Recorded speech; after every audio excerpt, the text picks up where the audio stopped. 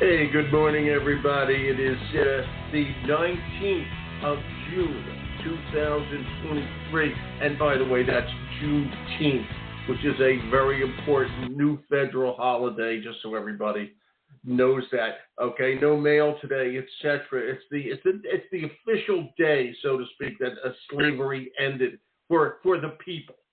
Okay, obviously it ended legally a long time before that, but the word didn't get around. So that's why it's celebrated, particularly in our African American community. So it's a good day to commemorate. I just wanted to mention that here on Juneteenth. Okay, my name is Larry Jacobs. This is Pre-K-12 Education Talk Radio. Today we're going to be talking to GREGG WIECZOREK. And Greg's going to give me the pronunciation of your name when I bring you in just a second. Gregg is the immediate past president of the National Association of Secondary School Principals, and he's currently the principal of Arrowhead Union High School in Heartland, Wisconsin. And we're going to talk about a recent trip he took as president to all 50 states, where he visited schools, talked to the school leaders, found out their common concerns. And he did all that because he's getting prepared for NASSP'S conference coming up, coincidentally on my birthday. Starts, I think, July 12th, my birthday, okay, and goes on from there from Denver. And you can learn more at NASSP.org. And if you're thinking of becoming a principal in a secondary school or are one, it's really worth going to. We'll have a nice conversation with Gregg about what's going on and what he's planning, what he sees as happening, okay, over at what they call Ignite, which is their national conference this year. We're going to archive the show over at ace-ed.org, and that's our home website for the American Consortium for Equity and Education. The podcasts are there. Our magazine is there, Equity and Access. Just click on the cover.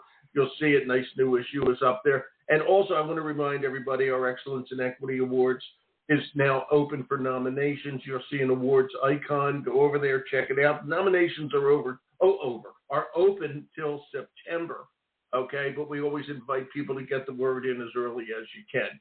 Okay, companies, fellow educators, companies you work with, services, et cetera, your colleagues, please see all the categories. They're all pretty cool. And then feel free to nominate whoever you wish, including, I might add, yourself.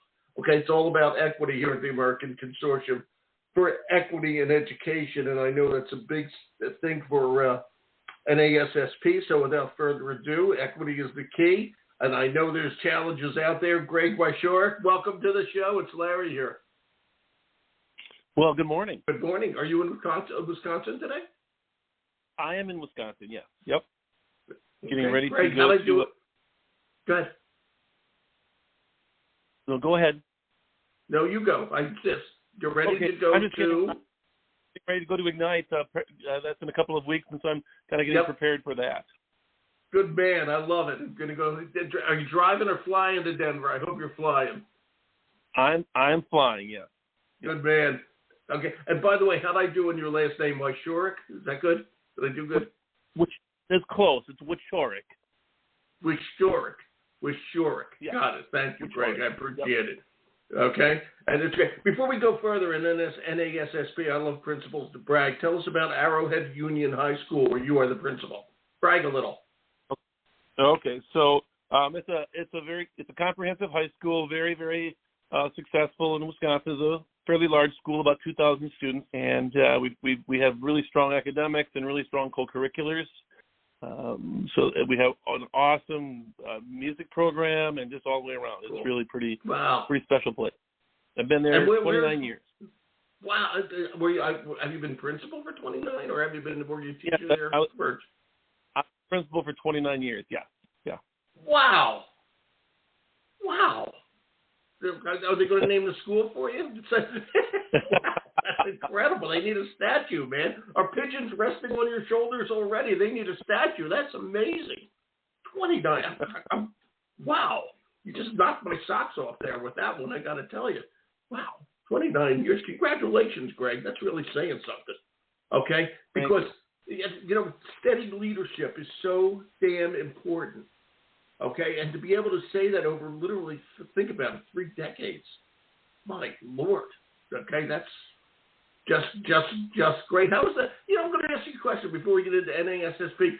30 years being a principal in Heartland, Wisconsin, what changes, just as I asked that question, what big changes come to mind, okay, over the course of 30 years? What have you seen as you think about it? I mean, something as simple as, when I first got there, I didn't even have a computer. They didn't have a computer for me. Right. And so my first year, I didn't have a computer at all. And now, how could you do your job? Everything is on the computer. Everything is technologically now. So that's a huge difference. But just, all the way around, I mean, kids haven't changed a ton. Obviously, since COVID, we've had some issues, but the kids are the same. And, but there's always various things coming down. And I will say the other thing is there's every year more and more, over those 30 years, more and more put on the plates of administrators and teachers that has to be done. And with less taken and nothing taken off the plate, the plate just keep on getting filled with more and more. Yeah, the plate builds up, and the plate is the same size. That's of course always the challenge. Yeah, that just keeps getting higher and higher and higher. And I love the fact that you said, and I haven't heard this for a long time. I'm always hearing that kids, so to speak, have changed. Okay, it's gotten tougher out there for a lot of people. There's a lot of, and these phrases, social emotional needs out there, et cetera, et cetera. But your answer, which I just loved, was kind of the opposite of that. Okay, that kids are pretty much the same. And it was a nice thing to hear, I got to tell you. And just out of curiosity, put Heartland for us on the map, okay, of Wisconsin, like near Green Bay, near Madison, whatever the case may be. Okay, and also just describe the student body, which I think is really kind of fun. Go ahead. Okay, so we have we are considered to be a suburb of Milwaukee, but we are pretty far out. So we have. I'm in my home right now, right from my backyard. I look out and there's cows back there, so we're somewhat rural. We're about America's fairyland. Come on. Yeah. We're about 35 miles west of Milwaukee toward Madison. So we're about 45 minutes from Madison and about 35 minutes from Milwaukee. Boy, that's great. Two good cities, I got to tell you. All right, that's a good place. I've probably driven right through there because I used to make that when I lived in the Midwest. I used to make that Milwaukee-Madison run all the time. So probably this is years and years ago. Okay, all the cows I passed are long dead. Let's put it that way. Okay, they're bones. Okay, then long ago they were steaks and milk. Okay, but no, it's really a great part of the world. I got to tell you, that's really cool. I got to congratulate you. My God, 2020. I want to ask you. We're going to focus on NASSP and your role as immediate past president. Again, the conference is coming up in a couple of weeks. I think July 12th is the first day, right? Am I right? July 12th? Yes, that's correct. Yes. That's my birthday. Wish me happy birthday. Okay, there you go. Thank you for doing that. We'll make sure we do that. I'll talk to Adam, and you didn't have to make it that day, but I appreciate it. Okay, I'm sure that was not in my honor. All right, so what can I tell you? I got to ask you something. And this is I work with your good friends, and you're really a sister brother organization, NAESP, the National Association of Elementary School Principals. All right, and they have a lot of middle school principals that belong to that group. But middle school is also part of secondary education, and I'm sure you guys have a lot of middle school principals, okay, in NASSP. And I'm just curious, in your mind, Greg, as past president, where do you draw a line there between elementary and secondary? How do you want those middle school teachers to work on that? What do you think? The middle school principals, excuse me. Yeah. So we have the obviously the middle school comes with us, and many of them are members of both associations. So they are a member of the NESP and NASSP, and they're getting the best bang for their buck that way. I think. I'd say that obviously we work very closely, and I don't know if you know or not, but we're working toward our 2024 that our conference will be together. We will have a joint conference with the elementary folks and the high school folks together, and middle school folks, all of us together. I think that it's really important that we do work together. We have different interests in certain issues, but for the most part, we all have the same goal, and that is to put great principals in schools so that they can help teachers do great jobs for kids. And yeah, and I also think it's really important for the kids' sake, because elementary schools need to know what to do when they get kids prepared for middle school.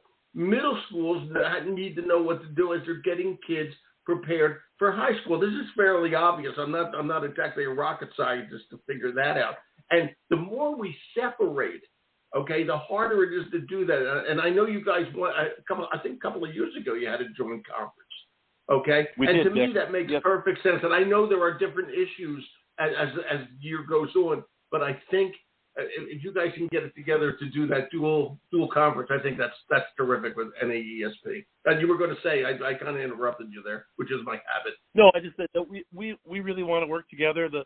Our both of our boards really enjoy each other, and we want to be a good connection together, so that we can learn from them, they can learn from us, and we can be the best organization we possibly can.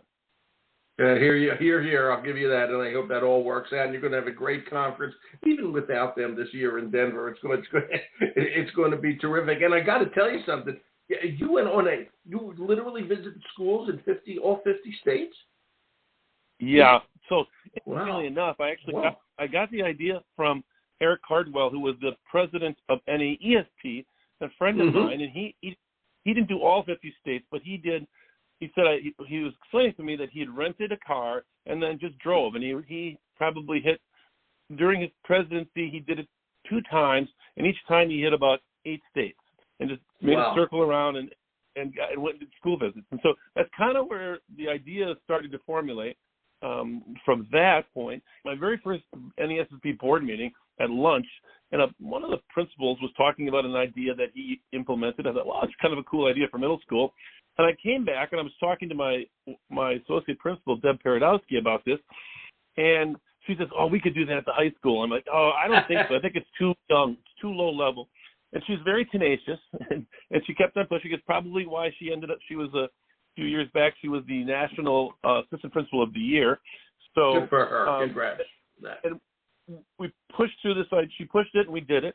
And it ended up being, we met with all of her. We met individual in groups of 6 with every one of our freshmen, and there's 500 of them. And it's the best. It was absolutely the best 40 minutes of my day every day.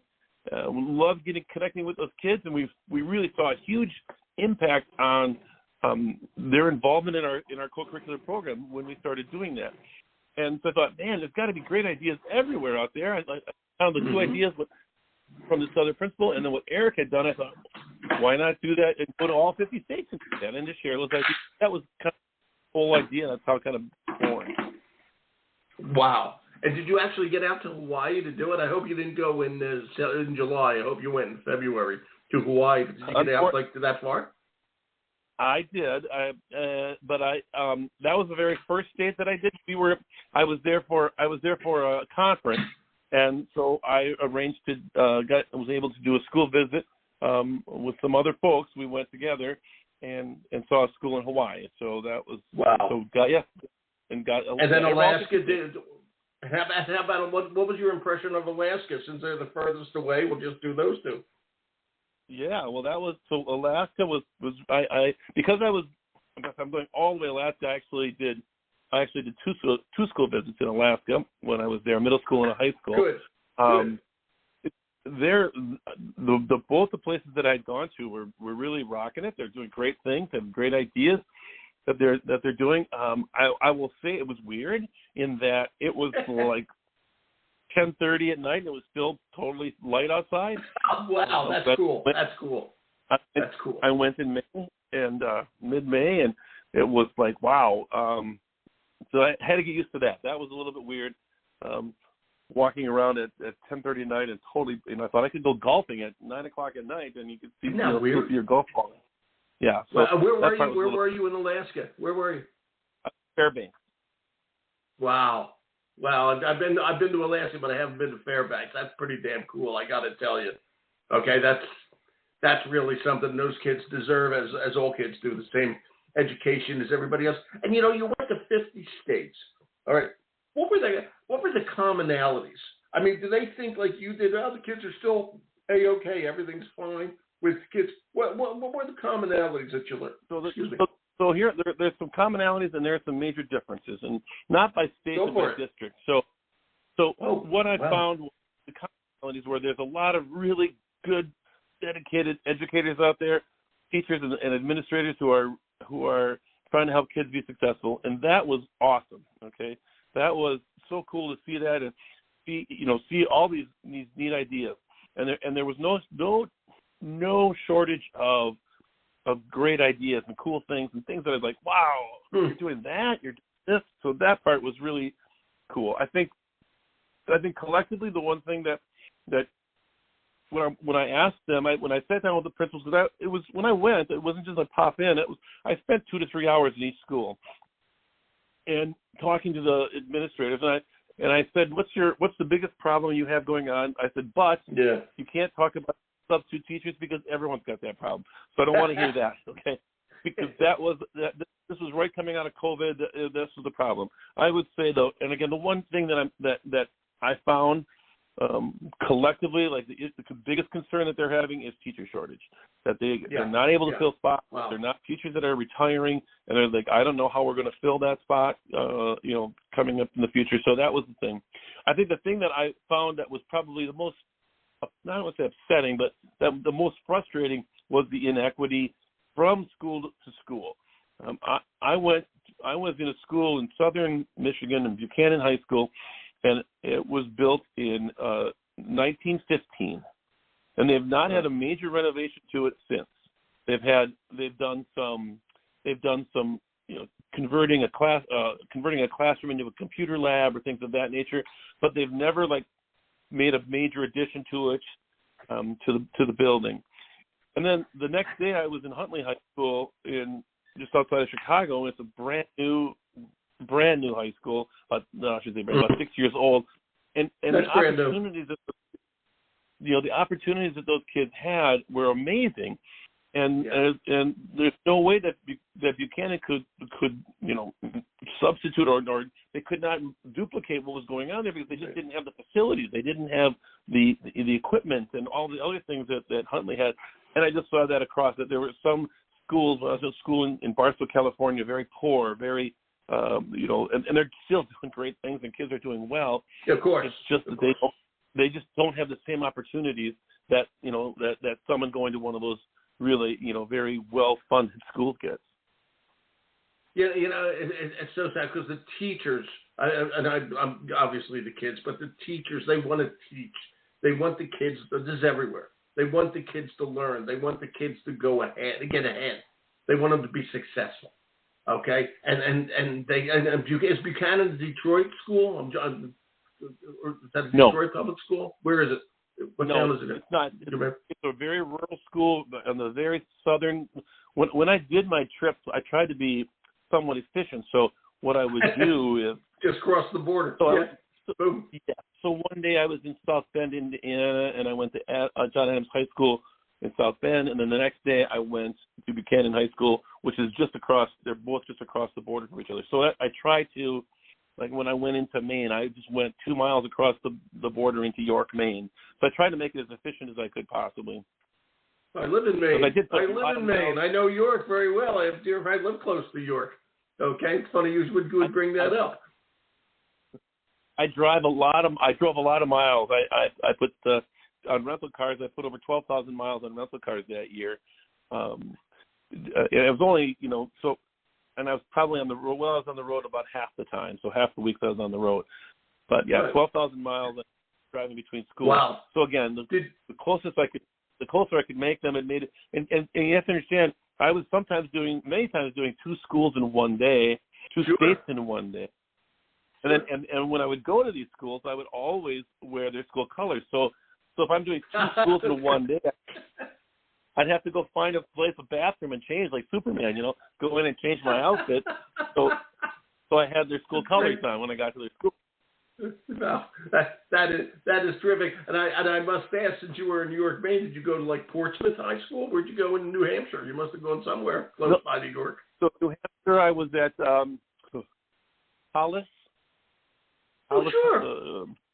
I'm trying to remember it's 2 names, it's 2 words. again, this was a year ago that I did this, and I'm trying to remember. But yeah, it's in there it is. It's Hollis Brookline High School in Hollis, New Hampshire. In Hollis. Yes, it is. My brother-in-law lives in Brookline, New Hampshire. That's funny. Okay, I know that area quite well as well because my kids grew up in New Hampshire. All right, so that's really cool. I'm glad you were able to do both states. And by the way, it's a lot easier to do 2 states in a day in New England than it is to do it, say, in Wyoming and Montana. Okay, that's pretty hard to do. Okay, yeah. No, there's no question about that. Yes, and there were some where I had a pretty significant drive in between, and I'm like, I had a Mississippi to Alabama, and I had a 2-hour or 45-minute drive, and I left 2.5 hours before I could, I had 2.5 hours to go, so I had to really drive very quickly, and literally I got there right. I just quick changed in my car and got there right at the time that I needed to get there. So good man. So I cut it a few times. I cut it short a couple of times. And you said interesting. When you said Buchanan High School in southern Michigan, I just automatically thought that you were probably in Detroit, a really old school like that. I know Detroit's doing a lot better than they were a few years ago, school-wise. But your answer to me that it was a rural high school that hadn't been changed since it was built in 1915. That's a pretty old school, right? And you brought up something that's so important. Sometimes we always think of the challenges of urban education, but we got to make things equal for the kids in rural America too. And that to me was a very telling remark I made. Okay, assuming one thing when I was totally wrong. All right, and I'm sure you went to both urban and rural and suburban schools. Okay, obviously Hollis Brookline, like it was a suburban school. York is a kind of a suburban type neighborhood, very upscale. Okay, York, Maine, and so is Hollis Brookline. Okay, in New Hampshire. So the one I have to ask you this, okay, and this is a key thing. This is an age of technology in school. You've been there 30 years. Like you said, you didn't even have a computer when it started. Now of course, we live and die on technology and education, et cetera, et cetera. And as you look at it, Greg, okay, and you said, the big challenge for everybody, finding substitutes, right, teacher shortage. I mean, it's everywhere, okay? As you look at it, okay, after this whole tour, how are the school districts going to deal with this? And I think technology is going to be the answer. I don't know how it's all going to shake out, but we're short on people in the profession. So we need to, if I may, don't take this to heart, everybody, think about ways to get the word across using less people. Well, what are your thoughts on that? Where's technology going to fit in? We got AI coming down the pike. What are you hearing about all this kind of stuff from all your fellow principals?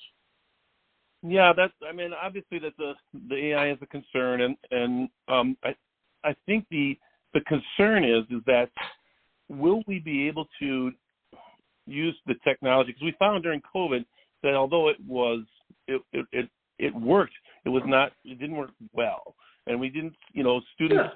Yeah. My own son did not do well during the COVID time, sitting in front of a computer and being taught that way. So we know that face-to-face. And so I think a couple of things.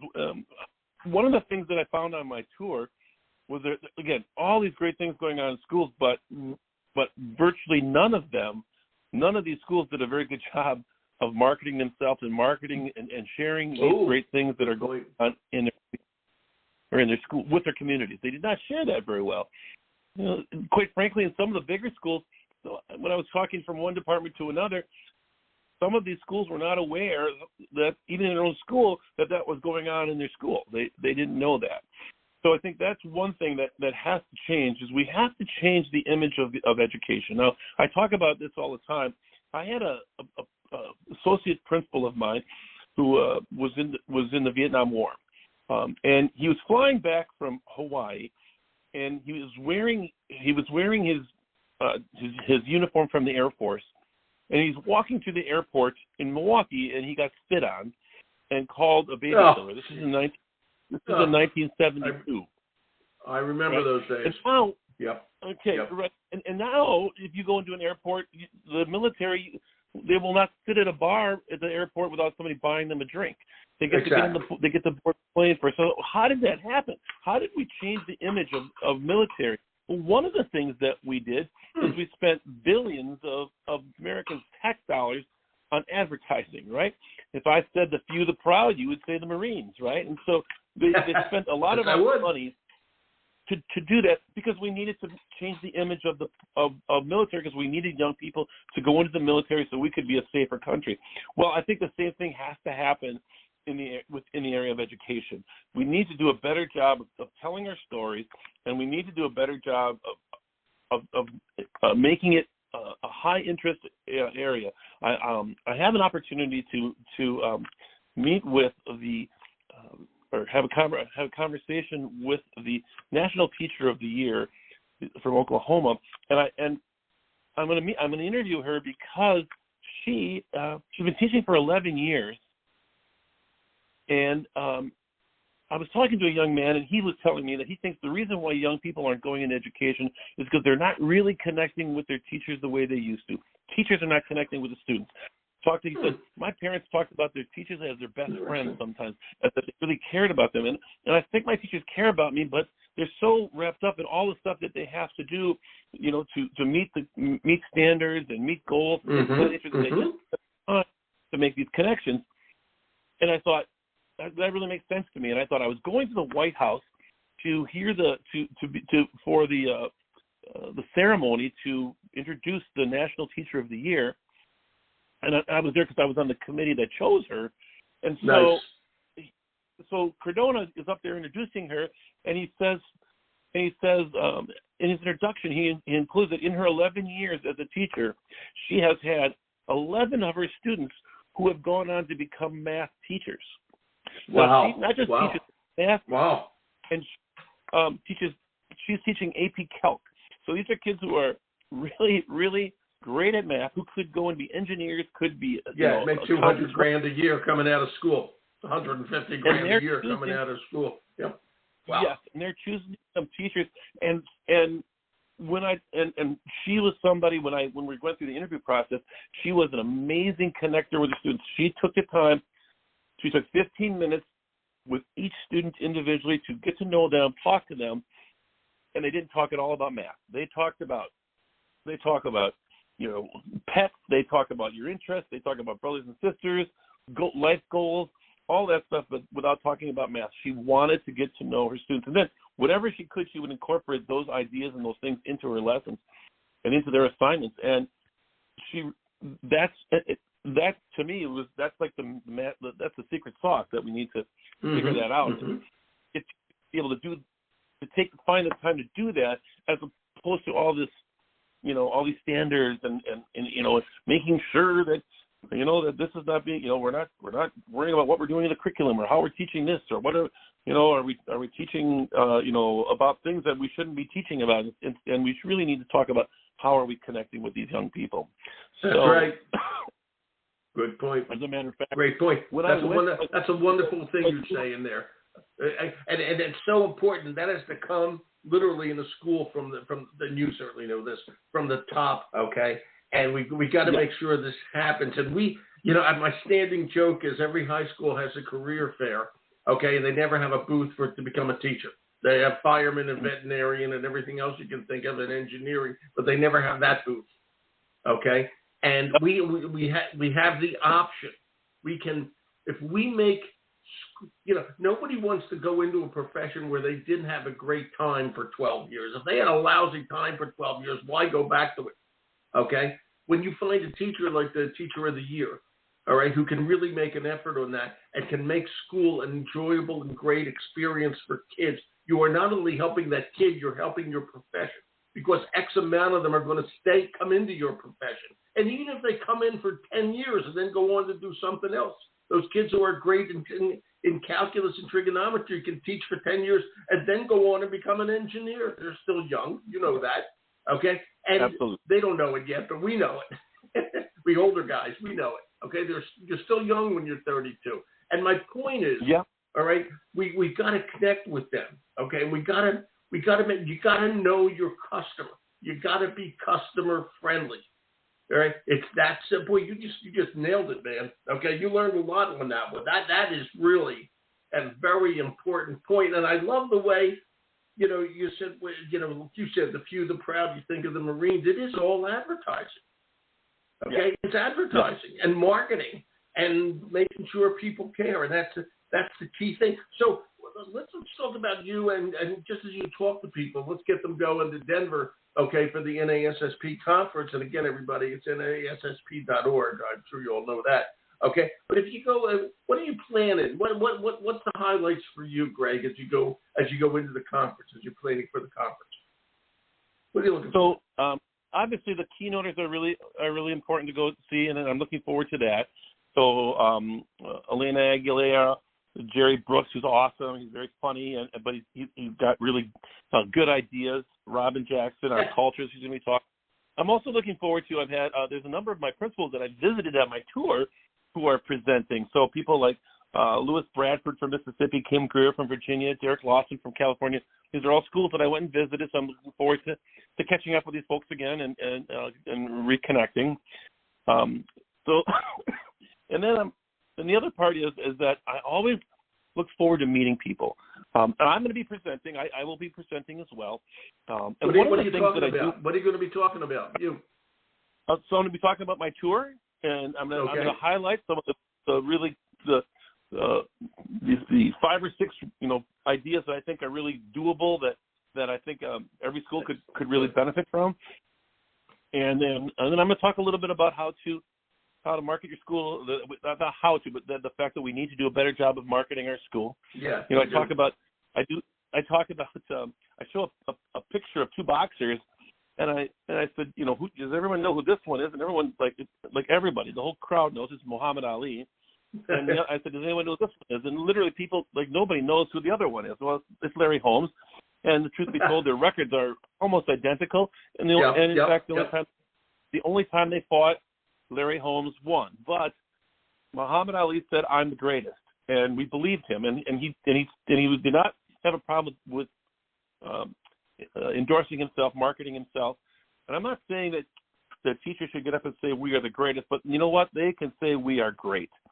So I kind of incorporate that into my presentation. So good. And then the other thing that I do is I make everybody in the room find someone they've never met before, and I make them exchange set up a Zoom for the following week to talk about what in this conference you're going to implement next year.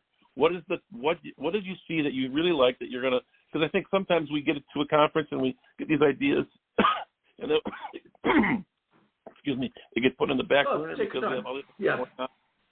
But if you have to talk to somebody about it, somebody you've never met before, so I make them find someone in the room, and then introduce yourself, talk, and I give them some things to talk about, and then I said, now at the end, schedule a Zoom meeting for next week so that you guys can re-talk about what it was that you got out of this conference. And so those, so that's what I'm looking for is that opportunity to meet other people, to connect with principals from all over the country, hear their ideas, and really celebrate our profession, because it's really important. Yeah. And what you just said, and by the way, just so you know this, in the New York Times today even, there's a nice little article that's mentioned on the front page about education in Mississippi. And by the way, Mississippi is doing an excellent job these days. Okay, I've had the chief state school officer of Mississippi on the show, and I asked, I said, aren't you guys tired of being number 50? Everybody I've talked to in Mississippi is a pretty intelligent person, okay? And yet you're always number 50 in everything, all right? And I don't get it, okay? And, we laughed about that. And it's so good to see that they're really doing so much better these days, okay, in reading and everything else. And it's the kind of, they are a shining example right now, okay, of what we can do. And they've got a lot of poverty in the state, okay? And yet they're able to they're starting to really make things happen. Okay, and again, that's in the New York Times, just today, but I've seen it over the course of the years. All right, and my point being that educators everywhere are really trying, and these are trying times. And I have to say it's up to school leaders, which brings up another question as we wind down here. Are enough people desiring to become principals? What's your thought on that, Greg? Oh, I would say no. We just give you an idea. I mean, my school district would be one of the more desirable school districts to be a superintendent at. Yes, I'm assuming to that level. We had our superintendent retired this year, and there were 6 applicants. And of the 6 applicants, 2 did not have the certification. So there's only 4 people to consider. When I was looking for jobs back in the day, as an associate principal, when I first started my administrative, because that's the way you do it generally, is you become associate principal and then you become a principal, right? And right. Sure. I literally there would be 70 people applying for a job as an associate principal. Exactly. And when we've had recently we've had an opening, and I think we had like 14 applicants. People are not considering it. I think they look at it and go, it's too much work. And when you take a look at an associate principal salary versus a teacher salary, in some districts, it's not significantly different from a associate principal, a first-year associate principal to a 15-year veteran teacher. The salary is pretty similar, and so these people are saying, why would I sign up to do that job? I have to work summers, about the same, and probably if you take a look at my daily rate, I'm making less per day and less per hour as an administrator than I was as a teacher. So I think that factors into it. Now, for me, like I knew in high school that I wanted to be a high school principal. I wanted to be a leader. I wanted to impact as many young people as I could, and I felt that the principalship was the best way to do that. So I knew when I was a junior in high school, I knew I wanted to be a high school principal. So, but right now, I think it's not an attractive, and I don't know if I feel that way now because there's so much has been put on the plate that I don't have an answer for that. But that I think is a factor that has to be considered, is how can we take some stuff off the plates of those administrators to make it more attractive. So you heard what happened to Adam over at NASSP'S. So in Maryland, they wanted assistant principals to teach, or principals maybe even, to teach 20% of their day. But as though there's time to do teaching on top 20%. As long as you could take 20% of time away from a principal, okay, and still have them do their job. I mean, it doesn't even make sense. It makes no sense whatsoever. Okay, it's just ridiculous. I know that that did not pass. Okay, let's put it that way. That did not pass, and it should not have passed. By the way, just crazy. Do you know? By the way, in Maryland, do you know Ryan Daniel? That's who told me about that. She's the NAESP regional president there. That's who I interviewed the other day. She was, I do not know him. No. Actually, it's a she. So you don't. Okay, her first name is Ryan. I don't know. How could you know that? How could you couldn't know that? She's nice. She's great. Teaches in a little school in Fort Washington, Maryland. And she was absolutely excellent when I had her on. The point of what you said before. Okay, we got to talk about the profession of education. All right, and make the kids understand that. And it's the same thing, if I may. We can't get principals unless we have teachers. They come out of the teaching ranks. All right, so we got to. We don't have teachers. We don't have principals. That's pretty obvious. Okay, and so there's a lot on the plate of a principal that's really important to create that pipeline. And I know you guys are going to be talking about it. This was great. Greg, thank you for being here this morning. This was really an enjoyable conversation. And I'm glad you made it to York, Maine, and Hollis, New Hampshire. Okay, close to me, right? It's good stuff. And listen, you have a great time in Denver, my friend. Okay. Thank you so much. Thank you for having me on. I really enjoyed it. Yeah, you're welcome here anytime. And I'll talk to you when you finish your next 30 years over at the high school. How's that sound? Okay, sounds good. Thank you. Okay, you take care, Greg. Bye-bye. Yeah, bye now. Bye. Right, 30 years the principal. Wow, how impressive. My Lord. Okay. Hey, Adam Davis over at NASSP. This was good. Thanks for setting this up. Okay, we're going to archive So at ace-ed.org, you can see all what we do about equity and education over there. It's all free, by the way, for educators, for everybody over at ace-ed.org. And the awards program, the magazine, all the podcasts, et cetera, et cetera. I'm Larry Jacobs. This is Pre-K-12 Education Talk Radio. Thanks so much for listening, and have a thoughtful and enjoyable Juneteenth.